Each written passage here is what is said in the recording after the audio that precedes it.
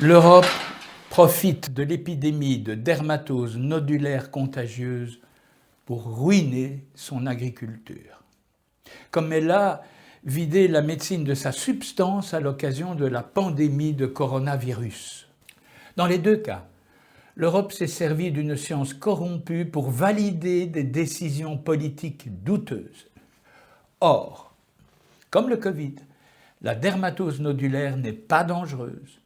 Elle n'est que très exceptionnellement mortelle pour les bovins bien traités et elle est sans aucun danger pour un individu qui consommerait de la viande malade. Ces données sont incontestables. L'abattage d'un troupeau est un non-sens scientifique qui cache des motifs obscurs. Y a-t-il eu des emails secrets entre les ministres de la Santé et Merck, la firme qui produit le Lumpivax? Les contrats passés entre Merck et l'Europe sont secrets. Le prix du vaccin est lui aussi un secret d'État. Aucune publicité des négociations n'est prévue. C'est légal, mais c'est scandaleux. Ou bien s'agit-il de la dérive systémique d'une technobureaucratie procédurale qui a perdu le sens du courage et des responsabilités, ce qui est en soi plus grave que la corruption.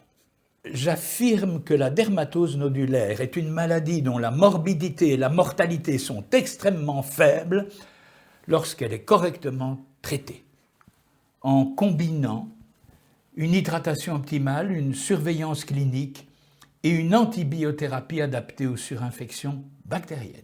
J'affirme que l'isolement des vaches porteuses et les insecticides visant les insectes vecteurs sont des gestes efficaces.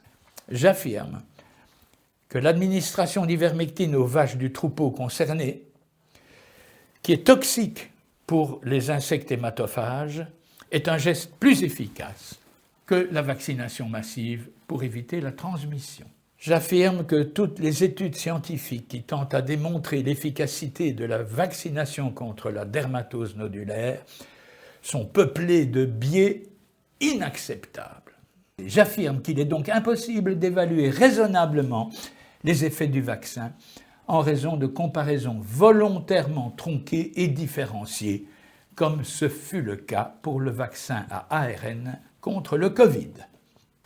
J'affirme une fois de plus que c'est la corruption systémique qui pilote l'Europe. Le revenu annuel d'un éleveur, aide européenne comprise, est misérable pour un travail très lourd et une disponibilité de tous les jours. Non contente d'asphyxier nos agriculteurs de l'intérieur, l'Europe s'applique à les étrangler en faisant un pont d'or à JBS, cette entreprise multicondamnée pour fait de corruption et qui fait du lobbying auprès de l'UE pour forcer la signature du traité Mercosur. JBS est appuyé par les Allemands qui voient dans le Mercosur un débouché important pour leurs voitures de luxe. Mais nous avons davantage besoin de fermes robustes en Europe que de Mercedes et de BMW en Amérique du Sud. Aujourd'hui, je viens parce que je trouve que c'est honteux de tout tuer quand ça a été vacciné. Malgré la vaccination de tout le cheptel contre la dermatose nodulaire, la découverte d'un seul cas a condamné tout le troupeau. C'est un vétérinaire que mon mari connaît bien qui est là, donc on sait que ce sera bien fait. Et j'espère que plus jamais, un seul agriculteur n'aura à subir ce qu'on est en train de subir aujourd'hui. C'est nos bébés qu'on nourrit au biberon, qui grandissent, qui après font des petits, et c'est un cercle comme ça en fait. Elles nous connaissent et font partie de la famille. Seul espoir, la Confédération paysanne et la coordination rurale ont saisi le tribunal administratif pour donner un sursis aux animaux. 1 heure plus tard, le tribunal tranche. Le troupeau sera entièrement euthanasié. Ils ont manifesté toute la journée à Bruxelles, dans une atmosphère tendue. Quelques 7000 agriculteurs venus de plusieurs pays européens pour s'opposer à l'accord du Mercosur.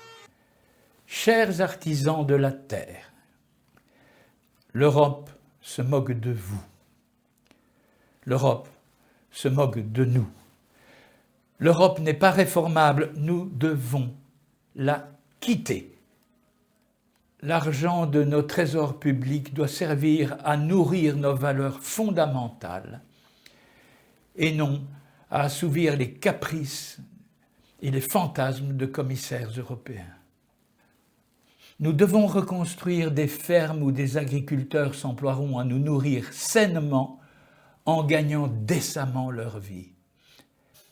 Tous les Belges et les Français, sains d'esprit, veulent des paysans heureux. Nous voulons des vaches dans nos prés. Nous voulons du blé dans nos champs, pas dans des containers qui traversent l'Atlantique. Il est temps de dire non à ceux qui pensent que le bonheur d'un peuple peut se négocier. Il est l'heure de désobéir. Et nous, en attendant, eh bien, on va repartir sur l'autoroute.